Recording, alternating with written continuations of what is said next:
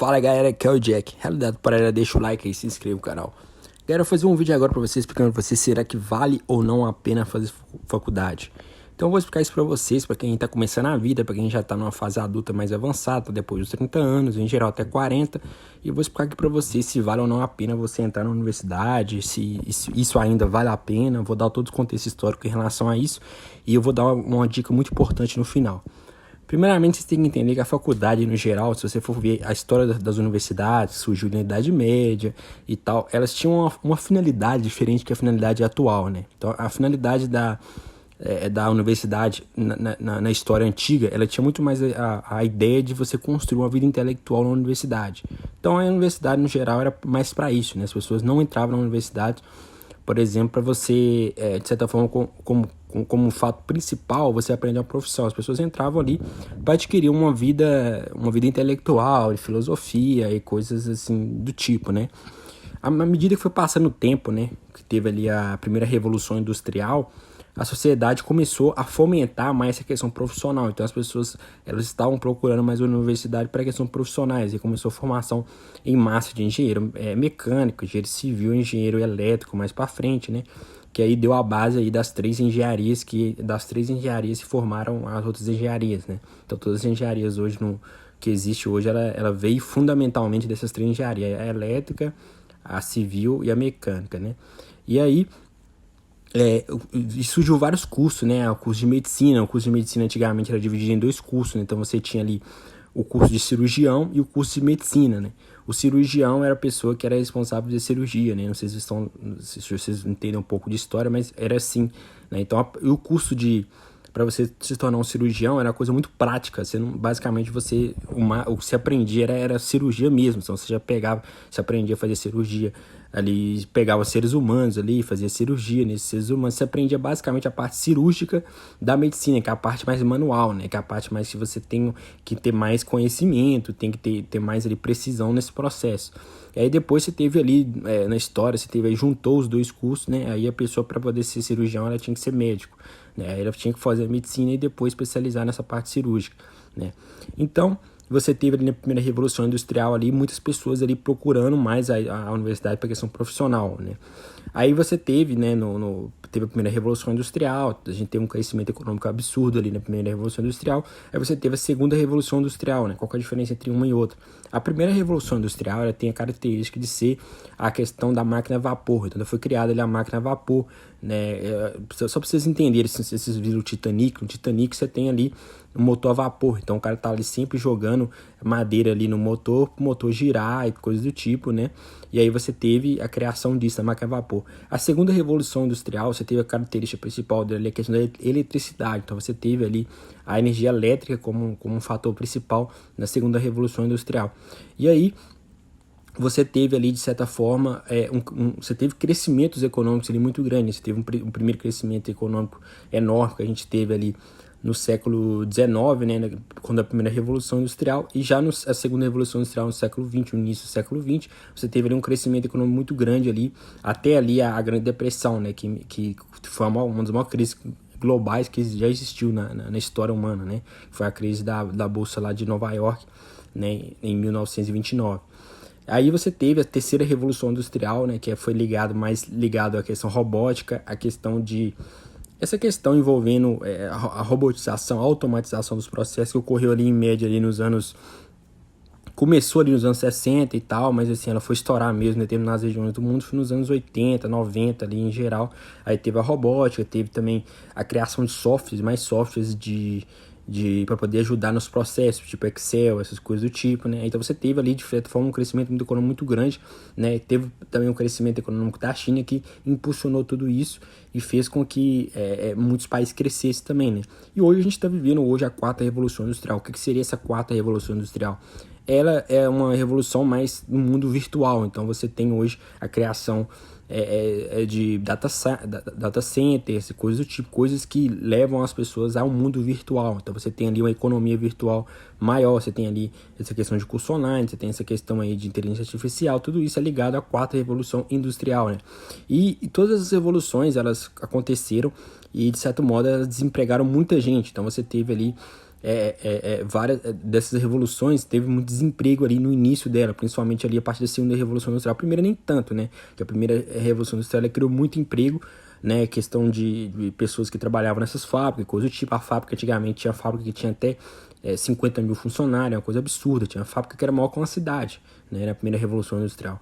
A segunda revolução industrial já começou a reduzir uma quantidade muito grande de empregos e criar novos empregos, né? E a terceira também, a automatização, ela ela demitiu muitos empregos, né? Pessoas que estavam na fábrica e criou muito emprego técnico. E essa quarta revolução industrial, eu acredito que ela vai acabar com muitos empregos. Ela vai ser pior do que a terceira na questão de empregabilidade. Ela vai acabar com muitos empregos hoje que existem hoje, que daqui a uns anos não vão existir mais, né? E aí, como que eu faço para saber se a universidade ela é boa ou ruim para mim, né? Primeiro ponto, vocês têm que entender que o mundo, no geral, né, o mundo é muito dinâmico, ele muda muito rápido. Então, se você entrar no curso superior hoje, né, que um curso superior hoje ele tem em média no Brasil, em média 4 anos, 5 anos por aí, a tendência é que se você entrar no curso superior hoje, daqui a 4 anos, o mundo vai mudar completamente. Então, muito provavelmente, o mundo que você conhece hoje vai ser o mundo daqui a 4 anos, quando você acabar de formar na universidade. Então, isso é uma das coisas que tem que lembrar. Primeiramente, o mercado, no geral, o mercado de trabalho, ele funciona basicamente entre questão de oferta e demanda. Então, você tem ali uma oferta de trabalho numa empresa, você tem uma demanda de profissionais. Então, ele funciona basicamente isso, né? E é uma coisa muito boa, mas muita gente não sabe, mas é assim que funciona o mercado de trabalho. Então, muita gente acha que é questão econômica. Então, a economia está crescendo, o mercado de trabalho também está crescendo. E, de certa forma, ele pode ter... Isso tem ligações, né? A economia crescendo, o mercado de trabalho cresce. Mas isso não é uma coisa que de certa forma... É certo, não significa que seu mercado... Pode ser que sua profissão ela esteja acabando e o mercado esteja crescendo e sua profissão esteja... e você não tem emprego na sua área. Isso acontece muito em determinadas profissões. Então, você não pode acreditar nessa ideia que simplesmente o mercado de trabalho cresce e a quantidade de emprego cresce. Porque tem muitas profissões hoje que estão acabando e por mais que a economia cresça, não vai ter pessoas para poder... Não vai ter emprego para essas pessoas, né? Então, isso você tem que entender. E você tem que entender o seguinte, que atualmente no mundo atual, né, pela internet, por essas coisas que tem hoje em dia, é muito fácil você aprender uma profissão, uma habilidade nova e você, de certa forma, você aprender isso de forma sozinha, sem universidade, né? Agora o que eu tenho para falar com vocês é o seguinte, né? Vale ou não a pena entrar na universidade? Será que vale a pena? Será que vale a pena ficar 4 anos no curso? Será que vale ou não a pena? Depende do que você quer da universidade, né? Se você quer, se você tem o olhar da universidade como uma coisa profissional, não, quero entrar na faculdade porque eu quero se tornar um profissional da área, eu quero trabalhar numa empresa e tal. Então, assim, eu vejo que, de certa forma, se você for um médico, se você for alguma coisa que você sabe que não vai acabar daqui a uns 5 anos, por exemplo, medicina não vai acabar, né? Outras profissões também que não vão acabar. Tem várias profissões que não vão acabar. Se você é uma pessoa que tenha um foco na sua vida, eu tenho um foco, eu quero ser isso. Até eu recomendo você entrar na universidade, né?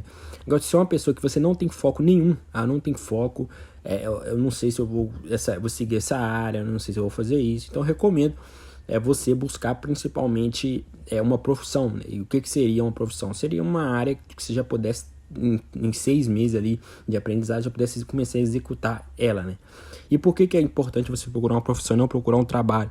Porque, no geral, os trabalhos, eles são muito descartáveis. Então, você está numa empresa ali, você tem um trabalho, seja qual que for, muito provavelmente se der uma crise, qualquer coisa possível ali, qualquer conflito que você tem na empresa, a empresa vai te demitir sem pensar 2 vezes. Por que isso acontece? Porque ela consegue substituir muito facilmente, né? Agora, quando você tem uma profissão, né, é muito difícil a pessoa te tirar da empresa, né? Por exemplo, eu vou dar como exemplo para vocês entenderem. Você é um padeiro numa padaria, né? Ou seja, você tem uma profissão de padeiro, né? E você trabalha ali, você faz o pão todo dia, coisa do tipo. É muito difícil demitir você do que, por exemplo, você tem ali a caixa de supermercado, por exemplo, né? É muito mais difícil demitir o padeiro que demitir a caixa de supermercado. Por que isso acontece? Porque você tem uma barreira de entrada muito difícil. Não é fácil a pessoa ir atrás de um padeiro, não é uma profissão que tem muitos profissionais, a demanda é muito, a demanda é muito alta e a quantidade de profissionais é muito pouco. Então, de certo modo, você tem ali mais estabilidade e você acaba ganhando muito mais do que o cidadão comum, né? O trabalhador comum, que é o cara que tem um trabalho.